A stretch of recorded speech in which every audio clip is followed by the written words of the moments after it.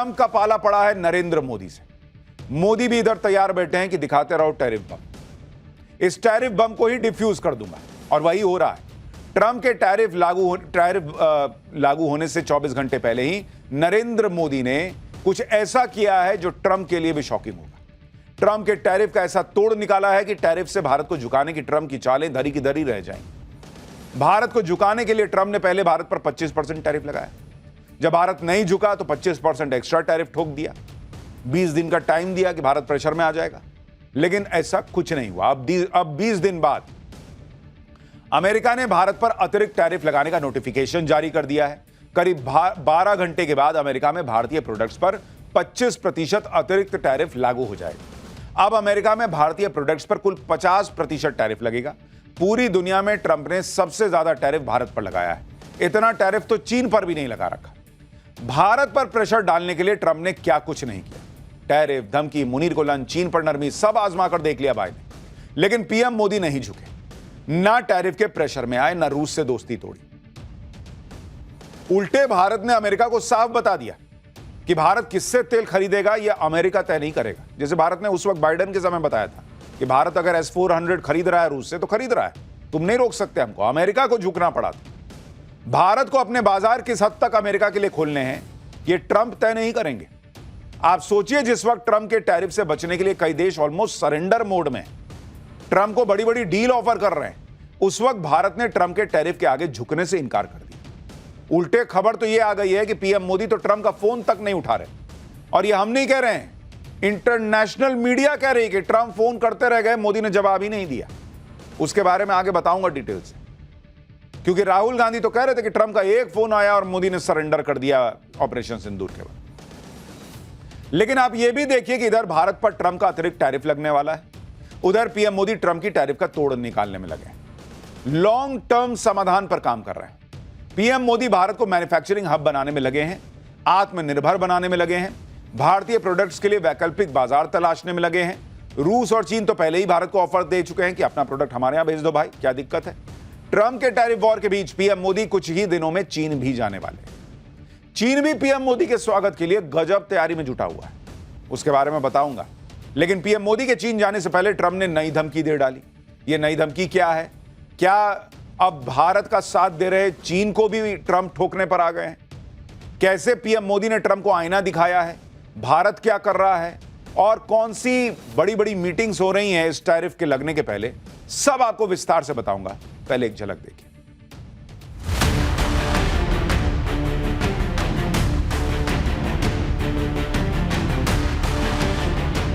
दबाव कितना ही क्यों ना आए, हम झेलने की अपनी ताकत बढ़ाते जाएंगे।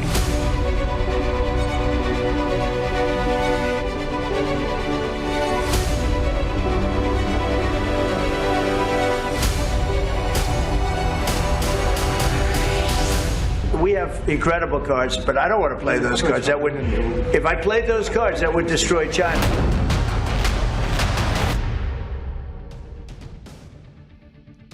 यानी डोनाल्ड ट्रंप अलबलाए हुए हैं। सुने नहीं, कह रहे हैं कि मैं ऐसा कार्ड चल दूंगा कि चीन जो है वो बर्बाद हो जाएगा।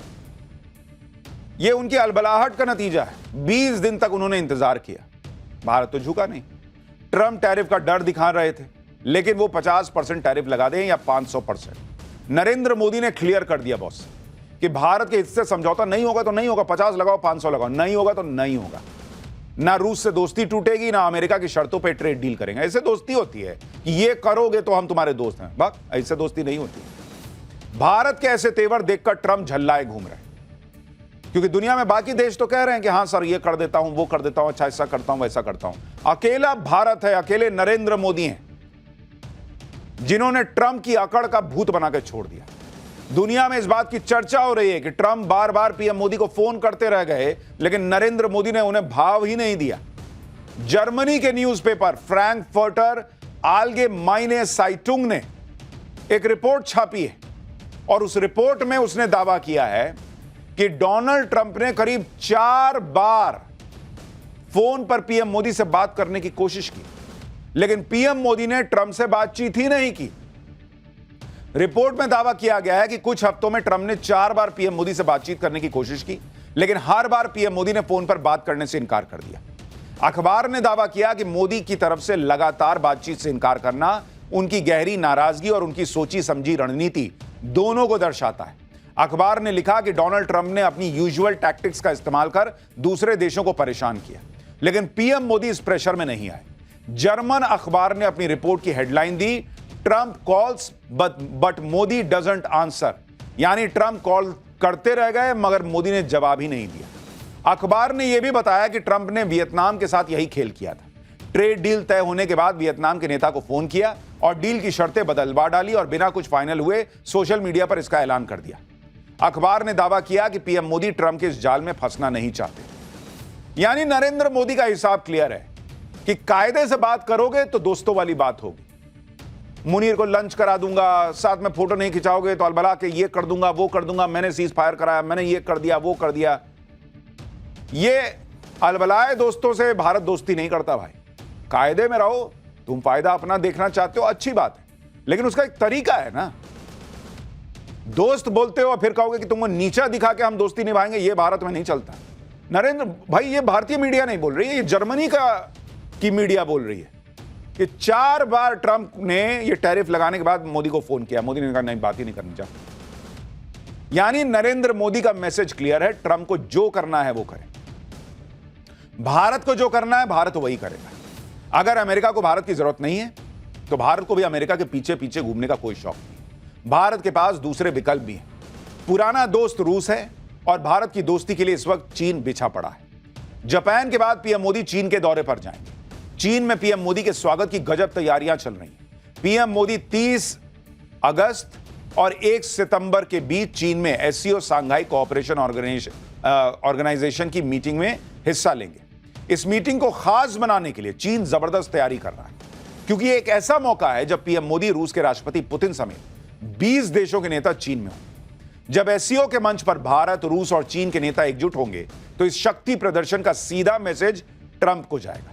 इसलिए चीन इसमें कोई कोर कसर नहीं छोड़ना चाहेगा। इस समिट को लेकर चीन के एक्सपर्ट्स कह रहे हैं कि शी जिनपिंग इस मौके को इस तरह पेश करेंगे कि ट्रंप के टैरिफ के बावजूद चीन, ईरान, रूस और अब भारत पर भी इसका ज्यादा असर नहीं पड़ा है। जैसे ब्रिक्स देशों की बैठक को देखकर ट्रंप परेशान होते हैं, ठीक वैसे ही एससीओ की मीटिंग में भी होगा। इस समिट को लेकर चीन का कहना है कि साल 2001 एससीओ की स्थापना के बाद से इस साल का समिट सबसे बड़ा होने वाला है। चीन को लग रहा है कि समिट से नया वर्ल्ड ऑर्डर बनेगा और इसलिए वहां जबरदस्त तैयारियां चल रही हैं। चीन मोदी और पुतिन की ग्रैंड वेलकम की तैयारी में लगा है। उधर भारत चीन की नई दोस्ती डोनाल्ड ट्रंप को चुभ रही है। कई दिनों से चीन पर नरम पड़े ट्रंप ने अब चीन को बर्बाद करने की धमकी दे दी। इस आदमी को समझ ही में नहीं आ रहा भाई कि ये नया वर्ल्ड ऑर्डर बन रहा है, मैं तुमको बर्बाद कर दूंगा, मैं तुमको बर्बाद कर दूंगा, मैं तुमको बर्बाद कर। ऐसे नहीं चलता है। सबको बर्बाद करने के चक्कर में खुद बर्बाद हो जाओ। अमेरिकी राष्ट्रपति ने अब चीन को धमकाते हुए कह दिया है कि वो चीन को बर्बाद कर सकते हैं। उनके पास ऐसे कार्ड्स हैं जिसे वो अगर चल दे तो चीन बर्बाद हो जाएगा।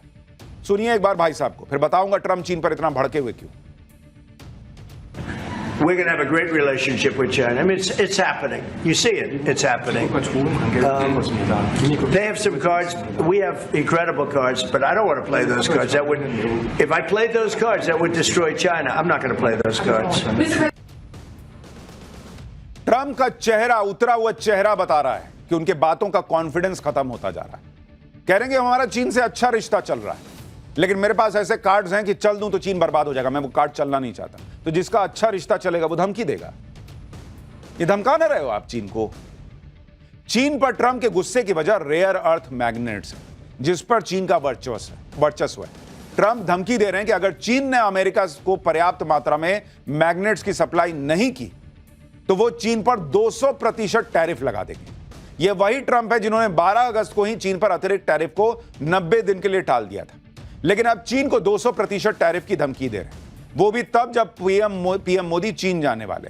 भारत और चीन की दोस्ती बढ़ रही और यही वजह है कि ट्रंप की नई धमकी को चीन और भारत की दोस्ती से भी जोड़कर देखा जा रहा है। यानी इस बात से आप ये समझ सकते हैं कि चीन के पास रेयर अर्थ रिसोर्स की वो ताकत है कि वो ट्रंप को भी परेशान कर सकता है, जबकि चीन ने भारत को रेयर अर्थ एलिमेंट्स की सप्लाई का भरोसा दे दिया है। यानी भारत और चीन दोनों बड़े देश अपने अपने तरीके से ट्रंप से निपट रहे हैं। ट्रंप सोच रहे थे कि जैसे दूसरे देशों को अकड़ दिखाकर झुका लेते हैं वैसे ही भारत के साथ कर लेंगे, लेकिन ऐसा नहीं हुआ। दूसरे देश तो ट्रंप को खुश करने में जुट जाते हैं, बड़ी बड़ी डील का ऑफर ट्रंप को देने लगते हैं। जैसे साउथ कोरिया ने ट्रंप को ऑफर दिया है कि वो 3 लाख करोड़ रुपए में अमेरिका की बोइंग कंपनी से 103 प्लेन खरीद लेगा। ट्रंप ने साउथ कोरिया पर भी प्रेशर डाला था कि अमेरिकी कंपनियों से साउथ कोरिया बिजनेस बढ़ाए। इसके बाद साउथ कोरिया दबाव में आ गया। साउथ कोरिया के राष्ट्रपति, जिन्हें अभी आप देख रहे हैं ट्रंप के बगल में बैठे हुए, वो अमेरिका गए, ट्रंप से मिले और साउथ कोरिया पर ट्रंप के 15% टैरिफ पर बात की। इसके बाद ट्रंप साउथ कोरिया पर नरम पड़ गए क्योंकि साउथ कोरिया ने कह दिया कि वो 103 प्लेन खरीद लेगा। इसी तरह से ट्रंप ने जापान के साथ ट्रेड डील में किया था और जापान से 100 बोइंग जेट खरीदने की डील करवा ली थी। इससे पहले इंडोनेशिया ने भी बोइंग से 50 प्लेन खरीदने की डील की थी ताकि अमेरिका का टैरिफ कुछ कम किया जा सके। यानी ट्रंप का सिंपल तरीका है, पहले धमकाओ और उसके बाद जो है वो सामने वाले को धमका के डरा के अपने हिसाब से डील कर लो। उनको लगा ये सब पे मैं यही काम करूंगा हो जाएगा, भारत पे हो नहीं रहा, मोदी पे हो नहीं रहा, तो अलबलाए हुए हैं। ट्रंप चाहते थे जैसा दूसरे देशों के साथ किया वो भारत के साथ कर लें, लेकिन ये हो नहीं रहा। अमेरिका में नेता अब मोदी से गुहार लगा रहे हैं कि वो ट्रंप से बात कर लें, क्योंकि अगर ऐसा नहीं हुआ तो अमेरिका भारत जैसा पार्टनर गवा बैठेगा। मतलब उनको समझ में आ रहा है कि इसको तो नहीं समझ में आने वाला। कम से कम नरेंद्र मोदी से अपील करें कि भाई हमसे दोस्ती मत तोड़ो, क्योंकि उनको समझ में आ रहा है कि तगड़ा नुकसान अमेरिका का हो जाएगा।